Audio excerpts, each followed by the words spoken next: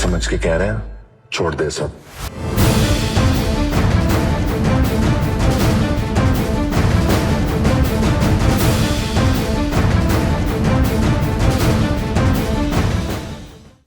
क्या एक ही इंसान किसी के लिए सुपर कॉप और किसी के लिए विलन हो सकता है?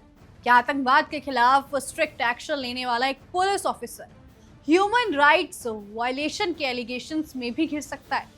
और आखिर ऐसा क्या है कि दिलजीत दोसांझ की फिल्म सतलुज आज भी कंट्रोवर्सी में दोबारा आ गई है? इन सभी सवालों के बीच एक नाम बार बार सामने आता है, केपीएस गिल। लेकिन आखिर केपीएस गिल कौन थे और उनका नाम पंजाब 95 यानी कि सतलुज से क्यों जुड़ रहा है? आइए आसान लैंग्वेज में समझते हैं कि क्या है पूरी कहानी। केपीएस गिल इंडियन पुलिस सेवा यानी कि आईपीएस के वरिष्ठ अधिकारी थे। 1980 से 90 के दशक में जब पंजाब खालिस्तानी आतंकवाद से जूझ रहा था, तब उन्हें पंजाब पुलिस की कमान सौंपी गई थी। उस टाइम रोज जो है कुछ ना कुछ नई चीजें देखने को मिल रही थी। कभी बॉम्ब ब्लास्ट, किडनैपिंग और पुलिस पर अटैक जैसी सिचुएशन पैदा हो रही थी। ऐसे मुश्किल दौर में केपीएस गिल ने आतंकवाद के खिलाफ कई बड़े ऑपरेशंस चलाए। उनके सपोर्टर्स का कहना है कि उनकी स्ट्रिक्ट स्ट्रेटजी की वजह से पंजाब में आतंकवाद पर काफी हद तक कंट्रोल पाया गया। इसी वजह से उन्हें सुपर कॉप कहा जाने लगा। लेकिन यहीं से शुरू होती है कंट्रोवर्सी।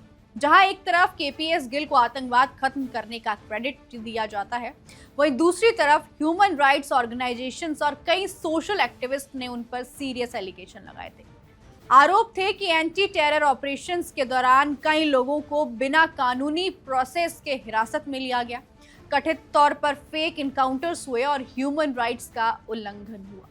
हालांकि इन आरोपों को लेकर अलग अलग टाइम पर अलग अलग क्लेम्स और बहस होती रही।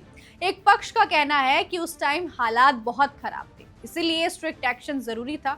वहीं दूसरा पक्ष मानता है कि आतंकवाद से लड़ाई के दौरान भी कानून और ह्यूमन राइट्स का पालन होना चाहिए। यही वजह है कि केपीएस गिल को लेकर आज भी लोगों की राय बटी हुई है, मतलब कोई एक जो है ओपिनियन नहीं है। अब बात करते हैं पंजाब 95 यानी कि सतलुज की। दिलजीत दोसांझ की film human rights activist Jaswant Singh Khalra के जिंदगी से इंस्पायर्ड बताई जाती है। वहीं खालड़ा ने कथित तौर पर पंजाब में लावारिस शवों और कथित फेक इनकाउंटर से जुड़े मामलों को उजागर यानी कि सामने लाया था। इन्हीं क्लेम्स और उस दौर की पुलिस कार्रवाई को लेकर ये सवाल थे, क्योंकि केपीएस गिल उस टाइम पंजाब पुलिस के प्रमुख अधिकारियों में से एक थे, इसलिए फिल्म की चर्चा के साथ उनका नाम फिर से सुर्खियों में आ गया है। रिपोर्टेडली फिल्म में दिखाए गए सेंसिटिव मुद्दों की वजह से इसकी रिलीज लंबे टाइम तक कंट्रोवर्सी में रही। सेंसर बोर्ड ने भी कई चेंजेस किए। यही कारण है कि आज भी सोशल मीडिया पर केपीएस गिल को लेकर दो अलग अलग